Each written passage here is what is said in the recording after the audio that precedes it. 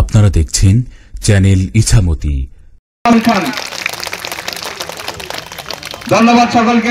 এই দেশের দল, জাতীয় দল, বাংলাদেশ জাতীয়তাবাদী দল, এটা আপনাদের সবাই মাথায় রাখতে হবে। এর বিকল্প কিছু বাংলাদেশে নাই, আর হতেও পারে না। আমাদের শিক্ষা এটাই, আমরা বাংলাদেশি।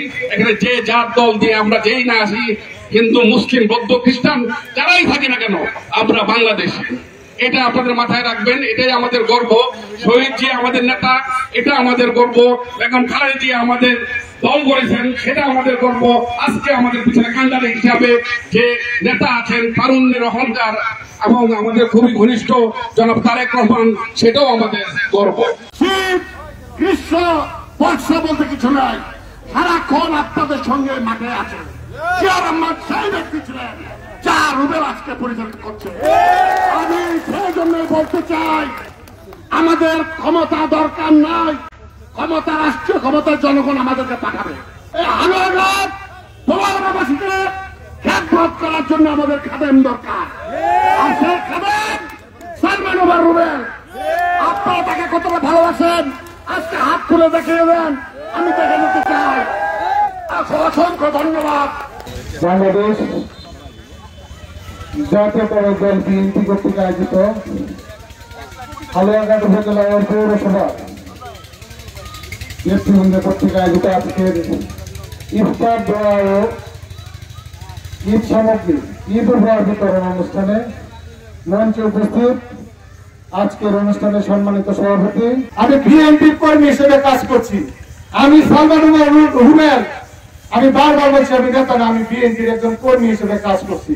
দল যদি আমাকে যোগ্য মনে করে, দল যদি মনে করে সালমান ওমর রুবেলকে দিয়ে হালুয়াঘাট ডুবরার মানুষ নিরাপদ, হালুয়াঘাট ডুবরার জনপদ নিরাপদ, এবং আপনারা যদি মনের থেকে দোয়া করেন, ইনশাল্লাহ আমি এই হালুয়াঘাট মনোনয়ন পাবো ইনশাল্লাহ।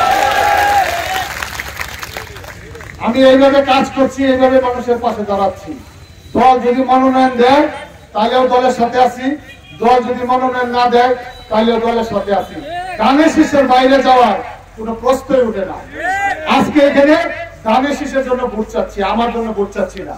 আমি সালমান ওমর রুবেল রোজা মুখে রোজা শেষ সময়ে কথা দিচ্ছি, এই আসন থেকে যদি অন্য কাউকে মনোনয়ন দেয়, এই জায়গায় মঞ্চ বানায় তার জন্য ধানের শীষের জন্য ভোট চাবো।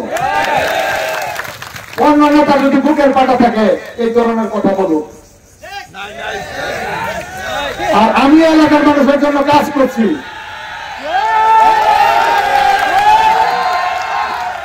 আমি এলাকার মানুষের জন্য কাজ করে যাচ্ছি। আল্লাহ অনেককে অর্থ দিয়েছে, আমার চেয়ে অনেক বেশি অর্থের মালিক মানুষ। অনেক মানুষ এমপি হয়েছে, মন্ত্রী হয়েছে। রাস্তাঘাটে ঘুরতে গেলে মানুষের যে সম্মান, মানুষের যে ইজ্জত, মানুষের যে ভালোবাসা পায়, এটা এমপি মন্ত্রী হওয়ার চেয়ে অনেক বেশি। আমার দলের যিনি প্রধান দেশনেত্রী বেগম খালেদা জিয়া, সাবেক 3 বারের সফল প্রধানমন্ত্রী, গণতন্ত্রের মা, তার জন্য সকলে দোয়া তুলে দোয়া করবেন, আল্লাহ যেন ওনাকে সুস্থ করে আমাদের মাঝে ফিরিয়ে আনেন। পাশাপাশি আমাদের দলের প্রতিষ্ঠাতা শহীদ রাষ্ট্রপতি জিয়াউর রহমান, ওনার জন্য সকলে দোয়া করি, আল্লাহ যেন ওনাকে জান্নাতুল ফেরদৌস নসিব করে। পাশাপাশি আমাদের দলের প্রতিষ্ঠাতা শহীদ রাষ্ট্রপতি জিয়াউর রহমানের কনিষ্ঠ সন্তান জনাব আরাফাত রহমান কোকো, ওনার জন্য সকলে দোয়া করি, আল্লাহ যেন ওনাকে জান্নাতুল ফেরদৌস নসিব করে।